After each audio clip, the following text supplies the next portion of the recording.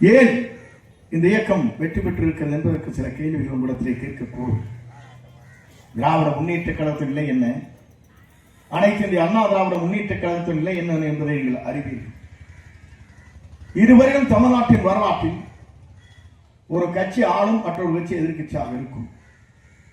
60 ஆண்டுகள் ஆண்ட கட்சி, 35 ஆண்டுகள் ஆண்ட கட்சி, 2 எதிர்கட்சியில் குறை வச்சிட்டார். இதுதான் சரித்திரம்.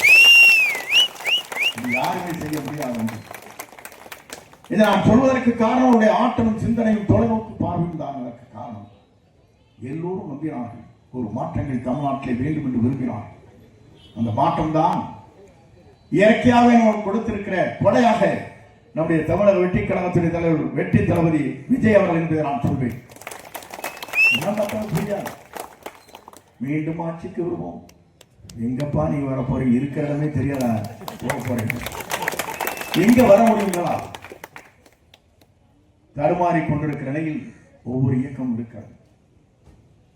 ஏன் இதை சொல்கிறேன் சொன்னால், நாங்கள் 108 பேர் வெற்றி பெற்றோம் சொன்னார்.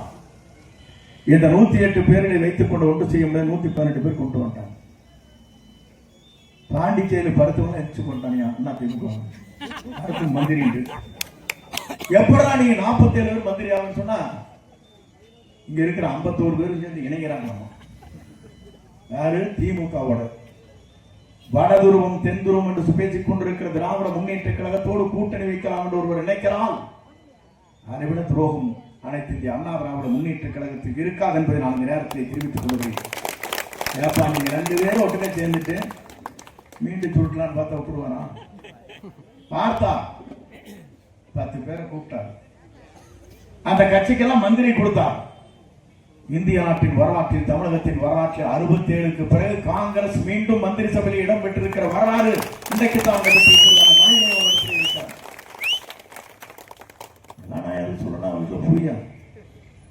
இந்த ஆட்சி 6 மாதம் தான். நான் சொல்லுகிறேன், இன்றைக்கு ஆட்சி 6 மாதம் அல்ல. அவர் இருக்கும் வரை அவர்தான் தமிழ்நாட்டின் நிரந்தர முதலமைச்சர். சட்டமன்ற உறுப்பினர் வேலைக்கு வாங்கிக்கிறேன். எங்க என்ன மாட்டு சந்தையா போய் வேலைக்கு வாங்கிட்டு ஆட்டி சந்தையா? இருக்கிற சட்டமன்ற உறுப்பினர் நம்முடைய தமிழக வெற்றி கழகத்துடைய தலைவர் எங்கே குதி என்றாலும் குதிப்பார்கள்.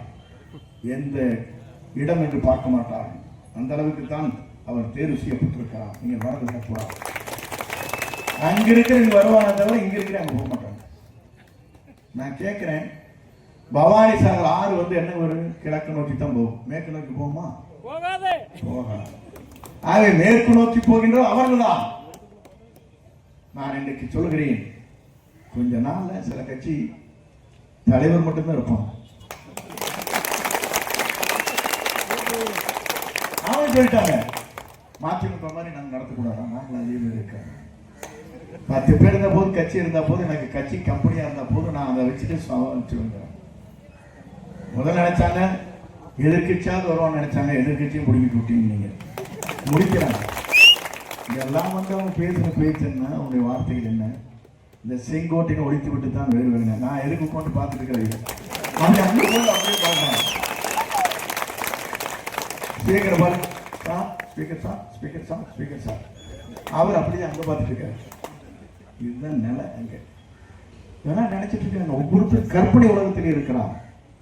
இந்த கற்பனை உலகத்தை தூள் தூள் செய்து காட்டியவர் நம்முடைய தமிழக வெற்றி கழகத்திலே தலைவர் தளபதி. இன்னைக்கு அவங்க சொன்னாங்களே 717 வருகான கடைகளை மூடிப்பட்டிருக்கிறார்.